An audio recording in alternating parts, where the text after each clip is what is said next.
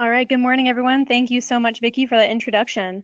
As Vicki mentioned, my name is Brianne Grant, and I'm the Communications Specialist for Sarasota County Public Libraries and Historical Resources. This morning, we're going to be talking about social media marketing and an in-depth introduction into understanding and developing social media marketing and how to begin or develop a social media marketing plan that best suits your library or library system. Before I begin, I'll just give you a little bit more to my background. So last year, as Vicki mentioned, I did launch a rebranding campaign for our library system here at Sarasota County. I helped to synchronize our branding efforts. And in conjunction with a few others, we trained some of our staff on basic design and branding efforts. And I worked with some coordinators for project development with our community partners and local outreach. This together expanded our branding efforts and reach into potential patrons, not just our current ones. We were also able to develop a more in-depth social media marketing plan. So today, instead of talking about a really in-depth social media marketing plan, we're going to really just dive into what it means to use social media marketing and use it in the capacity for your library. During the presentation, if you have any questions, like Vicki mentioned, please use the chat box. I'll try to answer your questions as they come in. If I don't get to your question, I'll try to get it at the end of the presentation if time allows.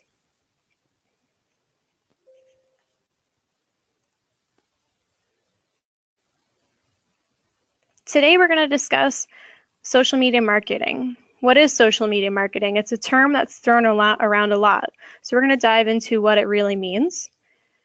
We'll discuss what hashtags are and how they're not just pound keys anymore. How to take advantage of social media marketing at your library branch. Engagements and interactions, what all of those numbers really mean, and how you can use them to track or take advantage or develop a plan or adjust things to cater to your social media marketing. How to stay organized with your social media platforms, your social media accounts, or your marketing techniques and tools, and more common social media platforms. So what is social media marketing? We're going to start at the very beginning, and we'll arrive at our 5 critical components that make up social media marketing. As we move through these slides, just remember that handling social media accounts for social media marketing is very different than handling your personal social media account. So just keep that in the back of your mind, that as I talk about this, and you're thinking, well, when I post to my own Facebook account, I don't do this and I don't do that. I do it this way. It's going to be very different than when you're promoting for your library account. So just keep that in mind. Social media marketing is made up of 5 essential components that I've outlined here for you. And each one's going to have its own bread and butter that helps it smooth out our way to outreach our community and our patrons and what we want to promote. And luckily for us, libraries has a tremendous amount of information that we can promote to our patrons, whether to capture new patrons or to keep our current patrons in tune and up to date. So our first key component for social media marketing is promotion, engagement, retention, and acquisition. Promotion. Social media marketing allows for advanced marketing and promotion of digitally or graphically enhanced content. What does that mean? Advanced marketing meaning if I have a story time or maybe a massive library event, such as we have our winter reading challenge happening right now, advanced promotion means I want to promote this event before the event happens or leading up to the event. So I want to promote it to get our sign-up numbers higher. I want to promote it to get our attendance higher. I want to promote it to, if I have community partners, so I want to promote it to get all of the attention I can to this event and to this program. Social media is more of a seeing or a showing, not a telling. So by having digitally or graphically enhanced content, you're going to have more attractive promotion as well. And our library systems allow for this attractive and premature promotion or advertising with our library events and programs because libraries offer so much of this.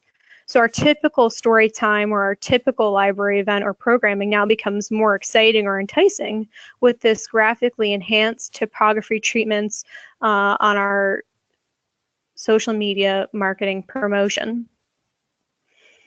Engagement. Almost all social media platforms allow interaction between the page owner and the page viewers. This allows for me to directly contact either a community partner, or if I have, one particular individual that has a question about a program or an event, I can communicate or correspond with that individual directly on my social media account, and vice versa. So if I'm promoting an event or a program for my library, it allows for patrons or community members to engage with our library branch back directly. If they want more information about that event, or if they want to let us know, hey, I attended this event last year and it was great. It allows for that engagement on almost all social media accounts. So engagement can be limited or extensive, and this mutual engagement provides confidence, reassurance, and trust to our current and potential library patrons. By having this engagement public, or it can also be private, it develops that mutual trust between, or it shows that mutual trust between the library and between the patrons by showing, hey, one, I'm responsive, two, the information is available and you're willing to divulge it, and three, it shows that you are an active and participatory library branch. Engagement is one of the most important pieces of social media marketing. Again, it can range from an in-depth Facebook message from a patron, let's say trying to locate the name of a specific book from a historical collection, to a simple like on a photo, and I'll dive more into what that means later on. The key to engagement is engaging back. So if someone's engaging with your library branch or your library social media accounts, it's very important that that engagement doesn't go unnoticed. It's really, really imperative that your social media account managers engage back to those people that are engaging with you.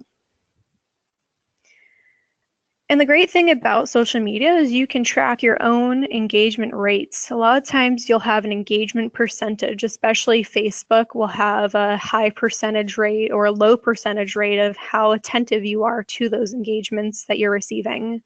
So for example, on Facebook, if you receive a direct message and you respond to that message in a very timely manner, and you do that repeatedly, it will advertise for you that you have a very high engagement rate or a high engagement percentage, which you want to maintain. People like to see that.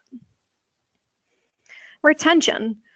This kind of goes along with engagement. You can't really have retention or acquisition without engagement. And retention is going to keep our current library patrons or maintain them as social media followers or engagers.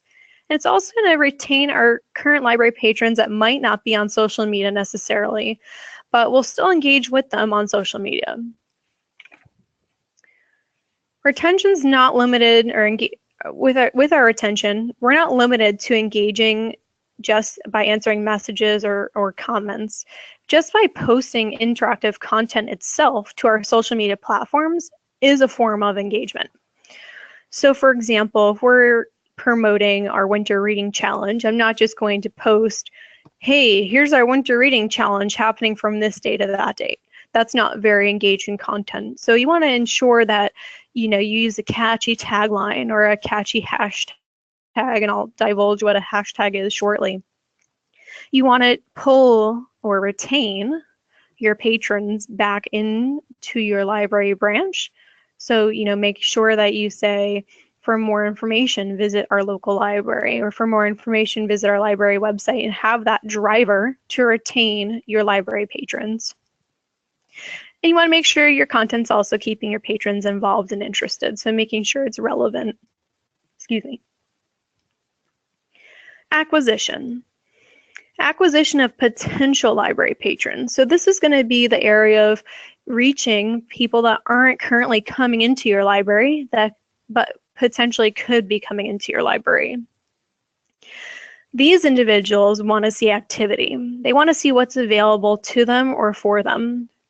Library websites are great for that, but library websites tend to tell more, whereas social media can show. If somebody is looking to see what library branch or system might be right for them, or if it's worth it for them to visit your library, they're going to want to see photos of story time or photos of craft time or photos of adult coloring workshop. They're not going to want to read about that. So this is where it becomes really important for social media marketing to promote these types of events for that acquisition of new library patrons. Patrons are more in tune with programs they can relate to by their interests or needs when they can see that on our social media outlets, because we're able to highlight and showcase what our library branches can actually offer. So that's our promotion, engagement, retention, and acquisition. That's our very first stepping stone for social media marketing. Now we'll talk about updates, recaps, and predictions. Social media marketing allows for our platforms to enable us for quick updates, recapping our events and programs, or predicting what might happen in the future to the masses. So whether it be our local community or our broad community, we can reach all of those targets on our social media marketing platforms with all of this information. Aside from promoting our events or programs, social media allows for last-minute updates to programs such as cancellations or room changes. This can become really important for people that rely on that information, especially if they're not checking your website regularly, or if they're not calling, or maybe they're a little more in tune or comfortable with checking social media. Another great way to promote on social media is backwards. And what do I mean by that is our recapping. So a great way to do that is by hosting your event and then posting pictures after the event happens. And this is particularly perfect for events that might happen weekly, bi-weekly, monthly, or even annually.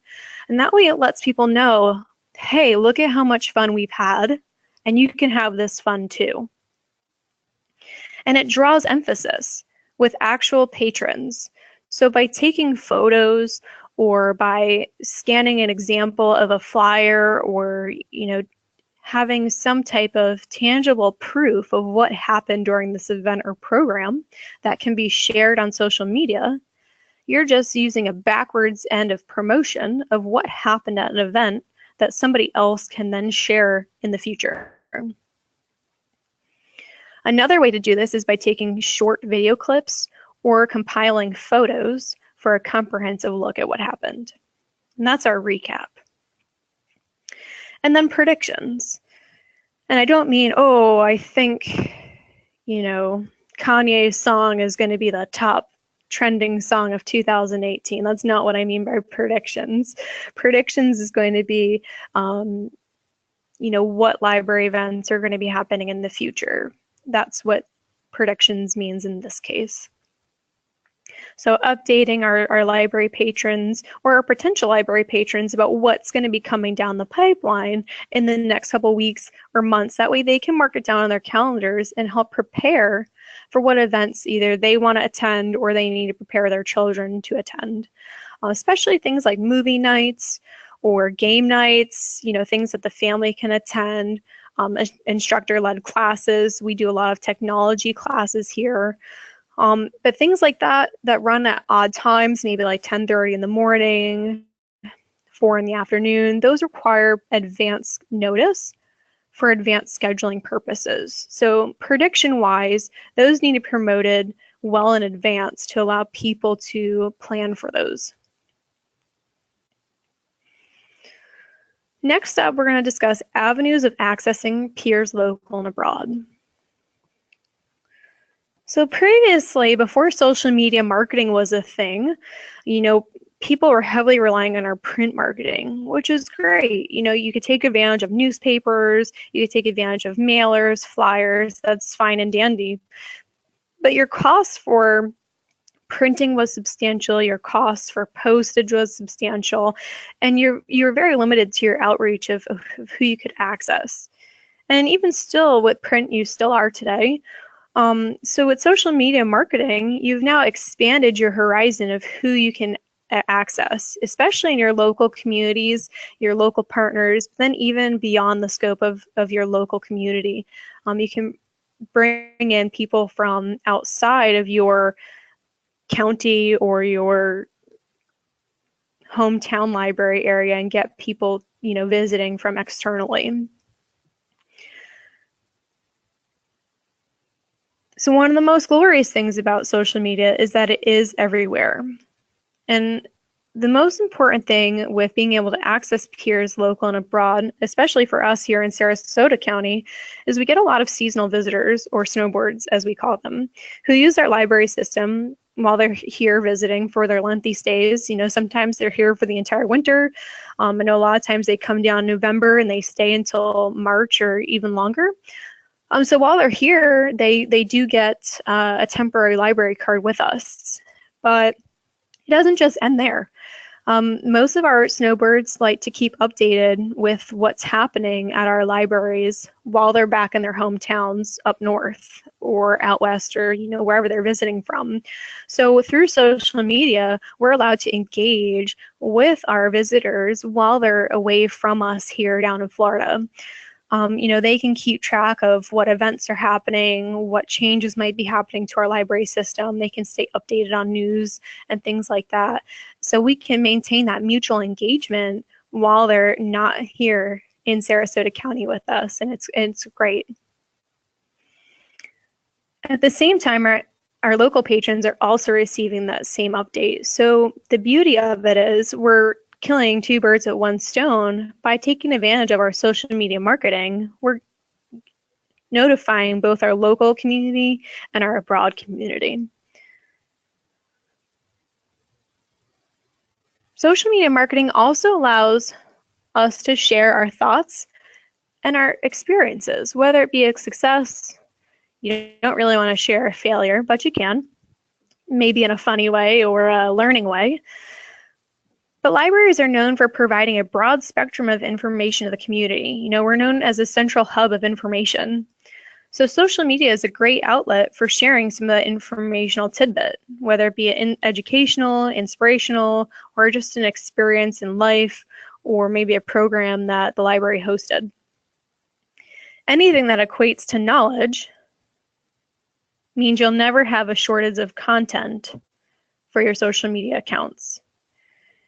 You have a vast diversity of content that you can create and engage for your followers.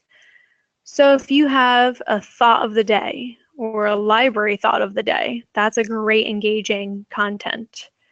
Or if you have a success, it goes right back to our recap of an event. If you have an experience, for our branding campaign in Sarasota County Library, our brand is Find Yourself at the Library. Well, we like to know what our patrons found at the library. That's an experience, and we like to share that with our other patrons. So you have an ability to share all of these thoughts and experiences as a library branch and as a library system. And this allows our patrons to engage back with you. It entices others to want to share their own thoughts and their own experiences.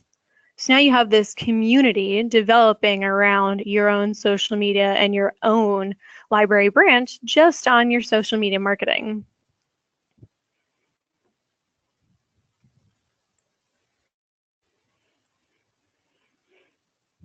And the last one, social media marketing also allows you to reach customers, consumers, patrons at the business and the consumer level. Now you're probably looking at this thinking, well, I'm a library, I don't necessarily need to reach people at the business level, but that's not true. It's actually really important that you reach people at the business level, because it becomes very important during social media marketing that you're reaching your community partners and their social media platforms, especially if you're co-hosting an event or if they're sponsoring an event, you want to make a mention of that in your social media accounts or in your social media posts. This can increase your exposure and help build your relationships to be even stronger with your partners, because it lets them know, hey, you're giving them that exposure as well. And it can build further recognition and confidence from your patrons. So it is really important that we can reach not only at the consumer level, but also at the business level. And in Sarasota County, we work a lot with SCORE, which is small business workshops. So it allows us to, promote at that level as well. So being able to reach not only at the consumer level, but the business level has multiple gains for libraries. Any questions on this slide so far? All right. Great, so what's a hashtag? I remember when hashtags first became a thing and people were debating why pound signs were sporadically dribbled through text. Little did they know these pound symbols were developing a back network of searches, linking data, and they slowly became a type of search engine optimization, or searchable keyword if you're not familiar with search engine optimization. Now, hashtags can trend, boost your post, destroy your post, be totally random, or very specific. Hashtags primarily replay or relay the public back to you, making a return on your effort for social media marketing. So you can relay the public back to a very specific area or a very specific thing based on what your hashtag is. To capitalize on your hashtag should be very consistent and be very relevant to your library branch or your library branding, your programming, especially if you have something very specific to your library. So if you have like a program that's only specific to your library, Sarasota County, we have Big League Reader, where we work with the Baltimore Orioles. So we have a hashtag very specific for that. We have a hashtag for our branding campaign, Find Yourself at the Library. Or you can jump on one of the trends like hashtag Bookface Friday, hashtag Library Shelfie. But most importantly, your hashtag should be limited to 1 to 4 words with no spaces. But capitalizations do matter, so keep that in mind.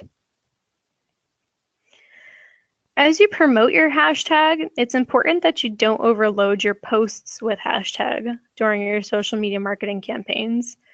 Overloading your posts with hashtags can actually destroy your posts by hiding it or causing it to get lost.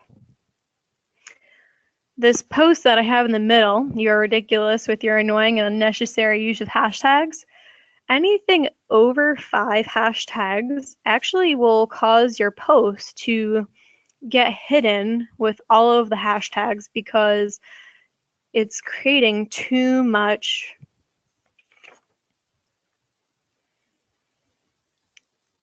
search engine optimization. Too many linking, back-end linking is trying to happen. So what you want to do is try and limit each of your hashtags or each of your posts with 3 to 5 hashtags. And your hashtags can be used on almost all social media platforms. There is some debate through the social media marketing community about the effectiveness or the use of hashtags on certain social media platforms. That doesn't mean that you can't use it on those social media platforms. Facebook is a big one, Twitter is a big one, and Instagram are a big one for using your hashtags. But that doesn't mean you can't throw a hashtag on your YouTube description, or you can't throw a hashtag on your Pinterest page or your Grambler page, because no matter what, it's still going to be in the description. And if it's effective or not, it's not going to destroy your post if you don't have over 5. Another thing to consider about hashtags is make sure that it's relevant. And make sure that when you read your hashtag, it's going to be one word with no spaces. So as you're reading your hashtag, make sure the combination of words does not create an unwanted word. So just be cognizant of your combination of words and how they read together, especially because you're going to be putting that out there for everyone to see. Any questions on hashtags? Great.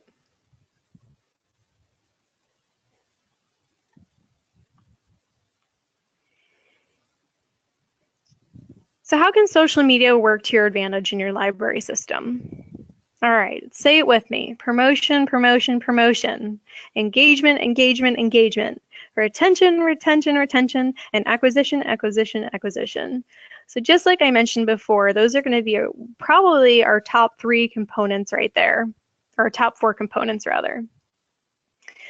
You know, our social media marketing is going to allow for the promotion of our events or our programs, you know, our top news or our stories. You know, it's definitely going to allow for us to engage with our patrons that we currently have, our patrons that we don't have yet. It's going to allow us to retain our current library patrons, whether they're following us on social media or, you know, maybe they just check it every once in a while, but they're not quite followers. And then it's also going to help us acquire library patrons that aren't ours yet. So it's really important that, you know, we're utilizing our own information that we have, and we're turning it into something that is interesting or informative or that people want to engage with and interact with. Another key component of social media marketing is the ability to select your target market for your demographics. So if I'm hosting a teen movie night, I can promote and engage only with teens. You have the ability on your social media platforms to select specific demographics, whether it be geographically, interest-based, or other varying demographic filters. But first, we need to understand the breakdown of who's using our social media accounts and platforms.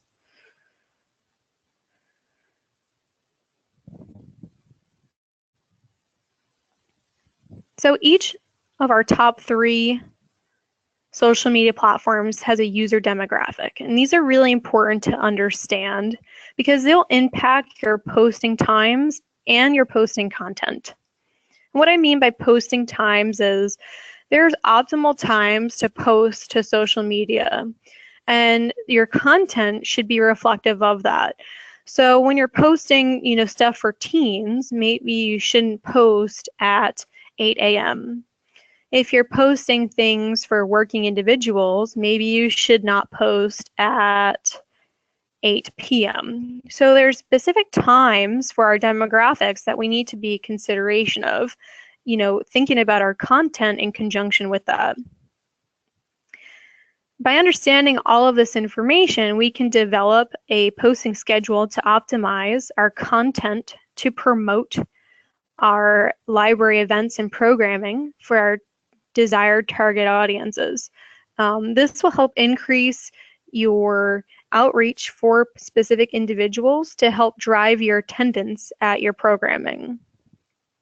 So for Facebook, 53% of online users are females and 40% are males. So as you'll see, there are more females using Facebook than males, and this is going to be our online users. So this is not of the total population of people.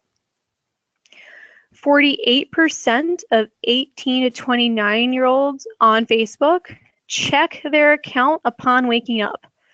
So if I was trying to have a higher attendance rate for folks in that age bracket for a particular library program, maybe I'm having a escape night or a scavenger hunt, or maybe I'm having some type of millennial driven programming, I'm probably going to post that content around that time that I know those individuals are going to be waking up, because I know that's when they're going to be seeing that content. Our Twitter users, there are over 67 million Twitter users in the US. That's quite a lot of people. Now, not every single one of those users is going to be seeing the content that you post, but it's still a lot of people that can view your content. 37% of online users for Twitter are between the ages of 18 to 29, so quite a bit are in that age bracket. 25% of online users are between the ages of 30 and 49. So if you're trying to target your adult demographic, you still have a solid chunk of that age demographic as well. Our Instagram users, there are 68% of online users are female. So again, we're seeing a trend here. There are a lot more female users for our social media. I'm not saying there's a trend for attendance at library events, but if you are trying to get males to your library events, perhaps social media might not be the best way to reach them, but that doesn't mean that you can't reach males on social media. 59% of our online users for Instagram are between the ages of 18 to 29. So we have a lot of that younger demographic on Instagram. 33% are between the ages of 30 to 49. So we see a significant decrease in our adults using Instagram. So now we have an understanding of who's on our top 3 social media accounts. Let's take a look at what times are optimal for posting. We're going to have our hot zones and our dead zones. Our hot zones are going to be the best times to post, and our dead zones are going to be the worst times to post. Obviously, those are not the only times to post, but if you have something that you want to get out there and to be seen by the most amount of people, you're going to want to post during those hot times. If you have content that's maybe being repeated or that you don't really care about as much, maybe it's about an event that happens regularly and you just need some filler content, it's probably better to post it during that dead zone. Or maybe you don't post at all during that time. Typically, we don't post anything during the midnight to 8 a.m. hours anyway, but we'll take a look at these times. So our hot zones for Facebook are between 1 to 4 p.m. And if you think about this, what are people doing during their lunch breaks? Well, they check their social media accounts. So around 1 o'clock is when people start to take their lunch. What happens at 4 o'clock? Well, our students are out of school. Some adults are getting out of work. So that's our optimal time. They want to know what their friends are out doing for the rest of the day. They want to know what's going on in their community and their neighborhood. So those are going to be our optimal times. They want to know how to plan for the remainder of their evening, especially if it's a Friday, you know how to prepare for their weekend. For our Twitter, again, 1 to 3 p.m. So that 1 o'clock is going to be our key time frame. That's our hot lunch hour. 1 to 3 p.m., it's a shorter than Facebook because things on Twitter are going to move much quicker than Facebook. Twitter is like rapid fire. Things are moving much faster and much quicker.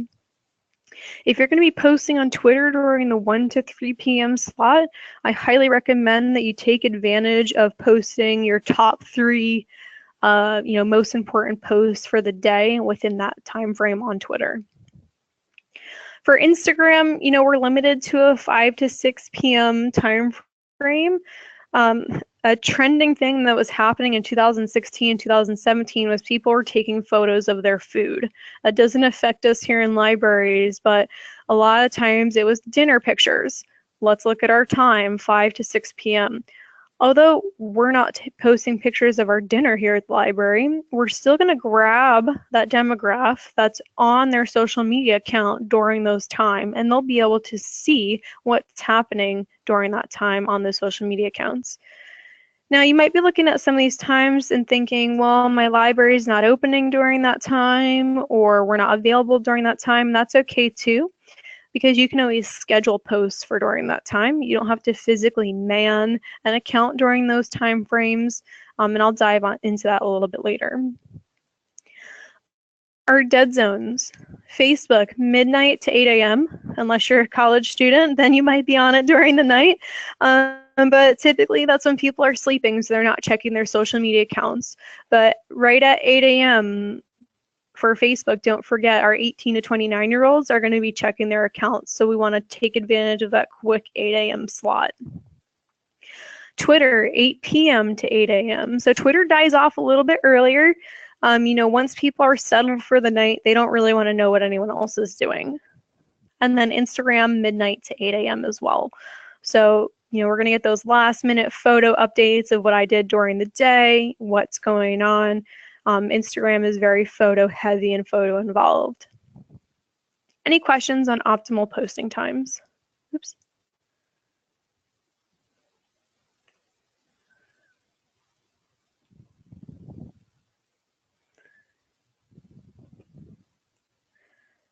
Okay, so now that we've kind of covered what times to post, let's talk about, now that you've posted during the optimal posting time, how long is that post going to last? Post lifespans are going to vary, but there is a general overview of how long that they have a lifespan of. A couple things do affect their lifespans. A lot of the times, the amount of people your followers are also following will affect the post lifespan. This will be determined by the news feed or the amount of content that your followers are viewing on their own feed. And I know that probably sounds very confusing or like I'm talking in a circle, but if you think of it this way, when you open up your email inbox, you're getting a flood of all the emails that you received at one time. Well, the very same thing is happening to your Facebook followers. They're receiving a flood of information from everyone else that they're following all at the same time, or whatever time that the people that they're following are posting at. So your post or your posts for your social media accounts will only have a lifespan for each particular individual that's viewing it. But it'll also have a lifespan on your own page. So it does have a dual lifespan, but the lifespans I'm going to be talking about are the lifespan on your own page. So for Facebook, it can have a 30-minute to a 5-hour lifespan. And I know that's a really large gap. A 30-minute lifespan is very short, and that's going to be if you're posting content during those dead zones, or if you're posting repeated content. So if you're posting content every 30 minutes, it's going to make your content very short-lived, almost stale, and almost irrelevant. So you actually want to space your content out a little bit more on Facebook to give it a longer lifespan to that 5-hour mark. It's okay to have a 5-hour mark lifespan for Facebook content. That way you get more exposure, especially for your library program and your library events. You want to keep the longer exposure for those programming and events information because that will allow more people to see it and more people to engage with it. It'll also keep that post relevant, especially if you're posting, let's say for our Big League Reader event for Sarasota County, I want the most people to see that. I'm going to post it at one of those optimal posting times. I'm going to space out our very next post for quite a while. For Twitter, 18 minutes, and that's actually a long time for Twitter because the rapid speed and rapid rate that people continually post to Twitter, and it is allowed or it is encouraged for Twitter. That is one of the social media platforms that encourages rapid posting. 18 minutes is actually quite a long time for a lifespan for a post on Twitter. But keep that in mind. So you're limited to character count on Twitter. So your information that you post to Twitter shouldn't be the gut of the information that you want to promote to your masses. It should be very short and concise. It should drive them back either to your website, drive them back into your library, or drive them back to another social media post on another platform that has more information. This allows you for that rapid posting and for you to post very shortly. Instagram, 15 minutes to 2 hours. And again, this is going to depend on the number of followers, one, that you have, and primarily on the amount of followers that your followers are following. So this is where it becomes really important that you space out your posting, or if you're going to take advantage of that 15-minute time slot, you're continually posting to Instagram, especially if you're posting live from an event, you want to post regularly.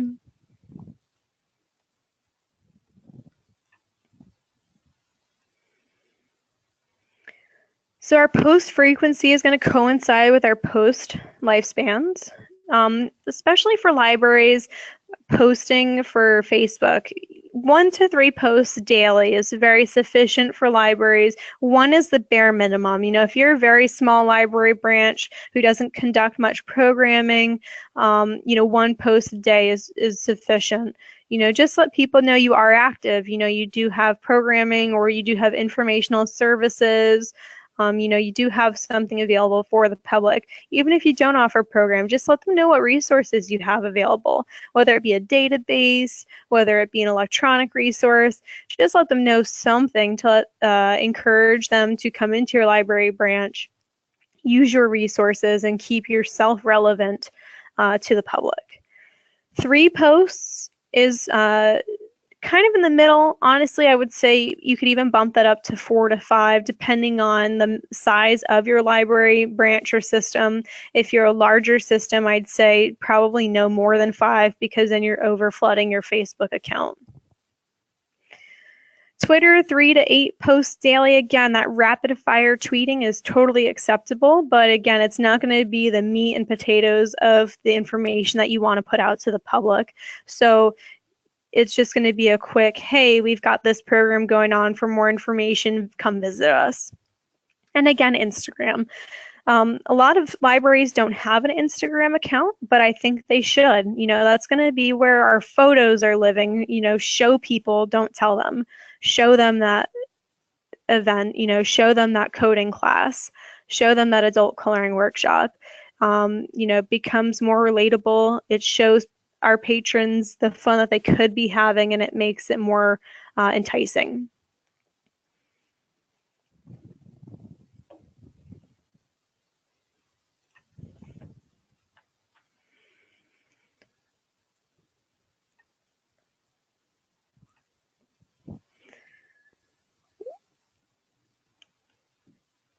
Now that we have a grasp on who's using our accounts, when and how we should be posting to social media accounts, let's talk about all the numbers and important analytical points that social media marketing produces.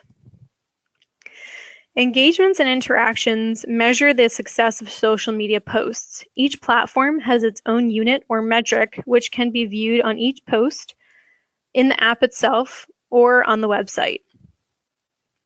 We'll dive into this more in just a minute, but these numerical outputs are critical for marketing data points. You can go beyond page followers and reaching the masses by understanding what these numbers mean.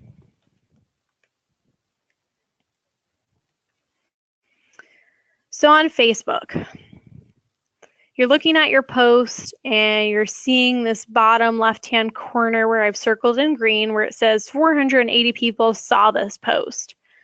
That's fine and dandy, but what does that really mean?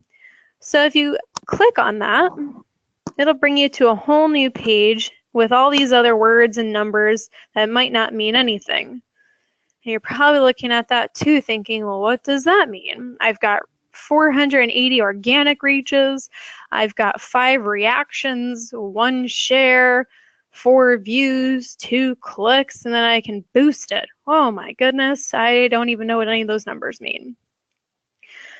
We're going to dissect each one of those numbers to talk about how they can contribute to your social media marketing efforts. And earlier when I mentioned how we can specifically target our demographics based on interests, based on age, based on geographic location, we can do that by boosting our posts on Facebook. So this dark green circle around boost post, you do have to pay for that. It is very minimal cost. You can set yourself a monthly budget or a weekly budget or a by post budget. So let's say I only wanted to spend $5. I can select exactly what I want to do and who I want to promote this particular post to.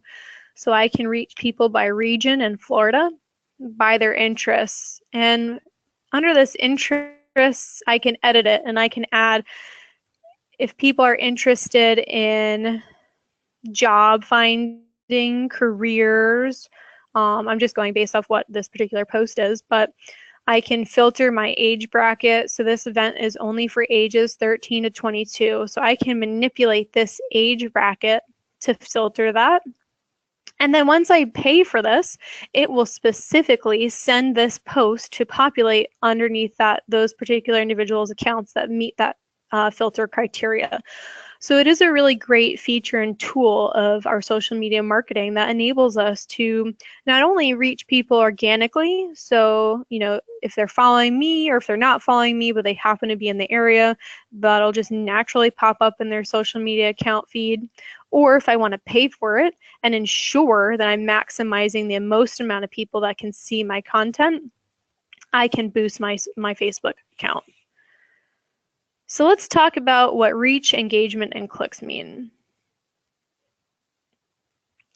So here's what our Facebook insights are.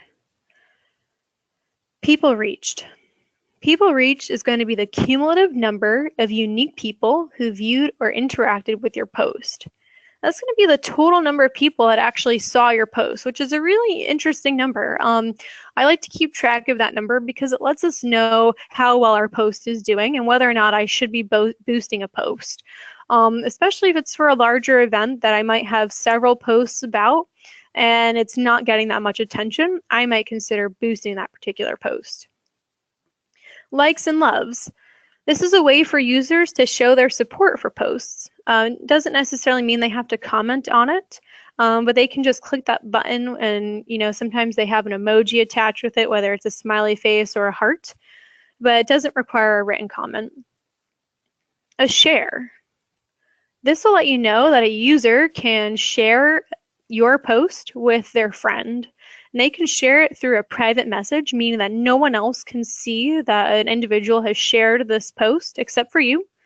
They can share it to their timeline, which publicly allows everyone to also see this post, or on a group. So if I have a closed group or an open group, it's kind of like another page. I can also share a post to that as well. So you have the option to see the analytical points to how many people are sharing your post, which is great to see because the more people that share your post, the more views it'll have. So I'd say my friend Katie shares my post and all of Katie's friends see that post as well. That's going to increase my people reach number, which is great because it's more exposure for our post, which could mean more turnover or more attendance for my event. Negative feedback. It's not necessarily a bad thing. So if you see a high negative feedback number, don't cringe.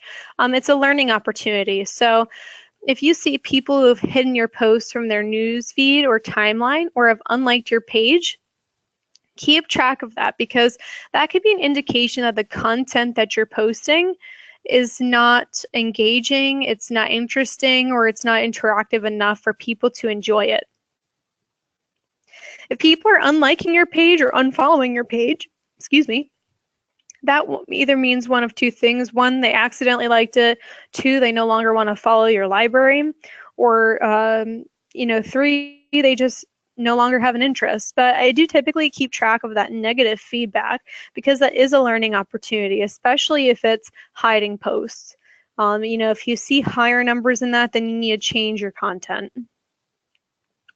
Comments, a written post or content. So that's going to be how we engage. So this is going to be really important to monitor. If you see a lot of comments coming in, you want to make sure you're commenting back. And then our boosts, which is what I explained before, paying for our posts to make sure we're selecting and increasing our audience exposure.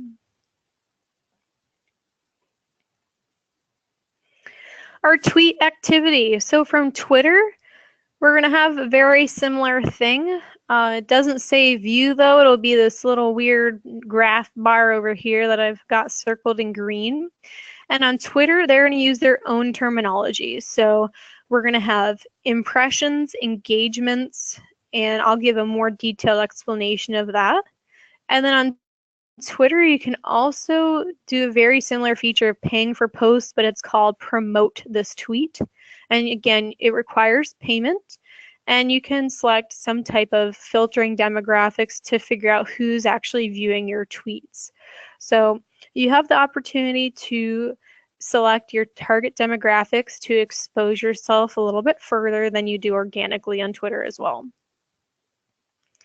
So our Twitter activity, our impressions, again, is going to be the total number of times your tweet has viewed, so very similar to that people reach from Facebook. Our engagement is going to be the number of times users interacted with our tweet, so liked, retweeted, and comment. Our retweet is going to be very similar to sharing on Facebook. It allows users to repost tweets to their own account or to another user's account.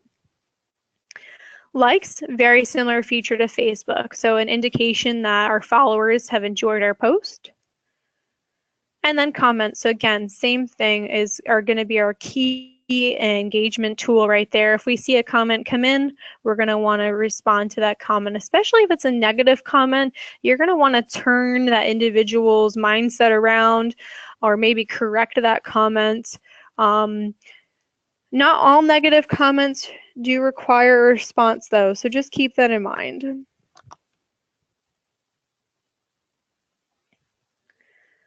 So our tweet reaches, and I just wanted to dive into this a little bit more because it is kind of interesting to see. So our reaches and our likes, total up for our impressions, but our impressions track the total number of people who viewed a tweet. So although only 5 people retweeted this particular post, their followers also viewed this post, resulting in a higher impression for our tweet. So it becomes really important when we see those retweets or those shares for our own statistics on our social media posts.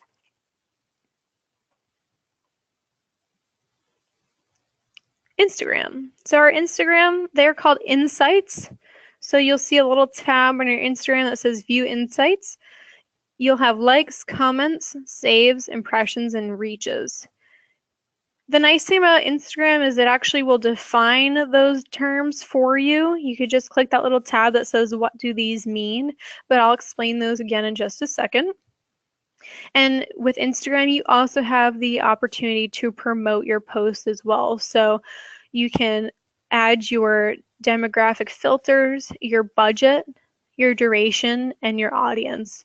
And it'll give you an estimate of how many people it'll reach, which is great to see as well because, again, like I mentioned earlier, if I notice that some of my posts aren't doing well, and maybe if it's for my Bigly Reader event, and this is a really important event, and I have to get 100 attendees for this event to go on, I'm going to want to take advantage of boosting that or promoting that particular post.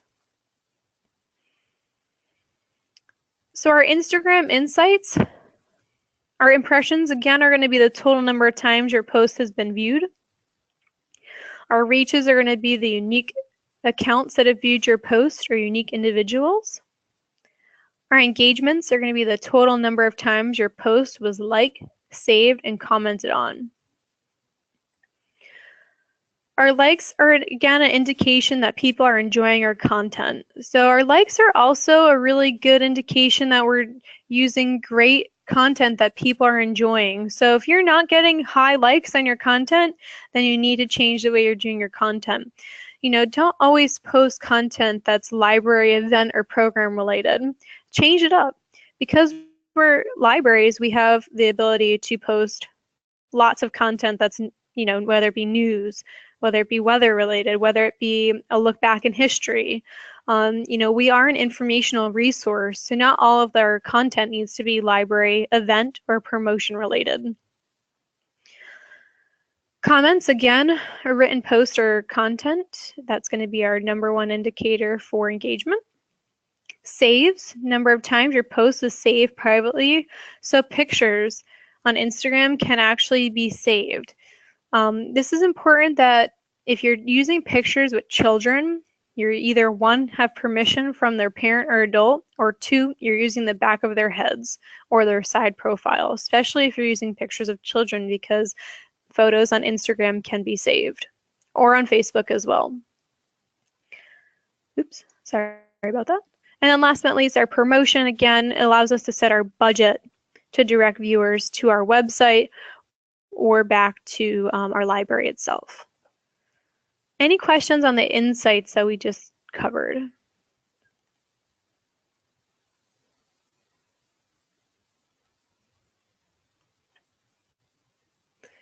Okay. So maintaining multiple social media accounts can sometimes become overwhelming, especially if you're trying to synchronize a campaign or messaging efforts. But there's ways to organize and manage your social media accounts to preserve a seamless marketing effort. First, it's really important for one or more devices to be identified for your account management, whether it be a tablet, a desktop, laptop, or cell phone. And the reason why I say this is you want to bookmark your social media pages, and you don't want to have multiple devices that have your apps, signed in on or logged in on, because then it can become confusing. Next, you want to delegate or determine account managers. I recommend no more than 3. If you delegate more than 3, then it's kind of like having too many cooks in the kitchen.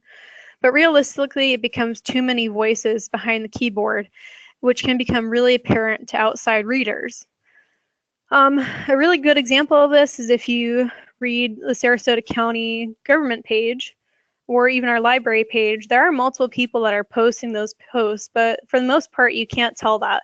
So we typically try and post in the same tone of voice, adhering to our branding standards, meaning that you can never tell who's posting.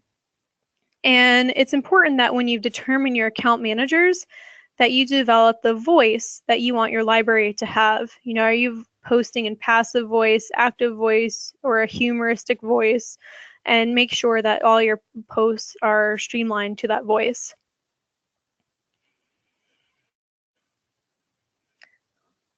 Another thing that having more than 3 account managers can do is create an overlapping content or posts. So if I'm posting at 10 a.m., the next account manager didn't check and they post at 10:15, and now it makes my post irrelevant or my content irrelevant and overlapped.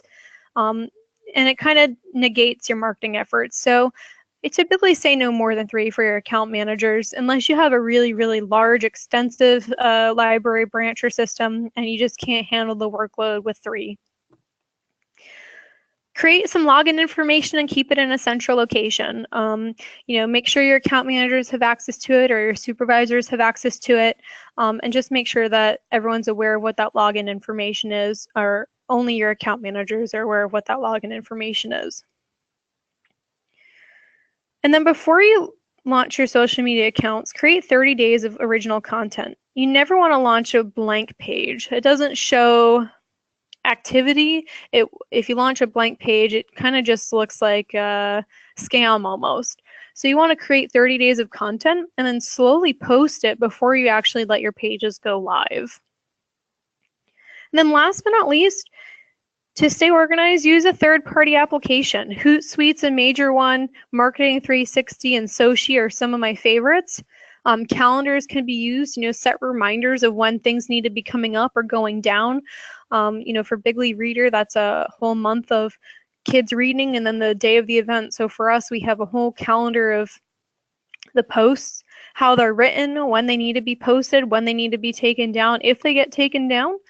Or use inter-app posting. So from Instagram, you can actually post directly to Twitter and Facebook from Instagram, and that can kind of save you some time as well. So you have the ability to handle all 3 of those.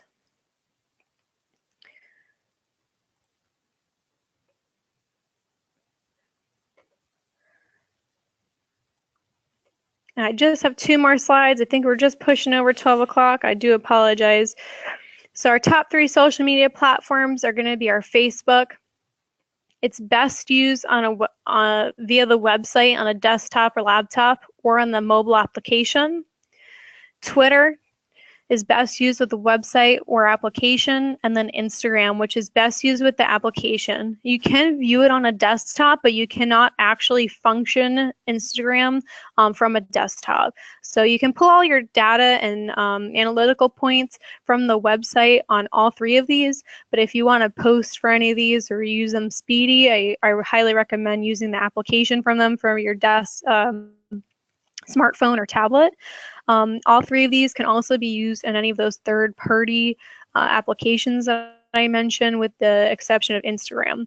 So Instagram does have its own proprietary governing body rules that don't allow third-party applications to post to Instagram, with the exception of Soci. They have developed a workaround for that.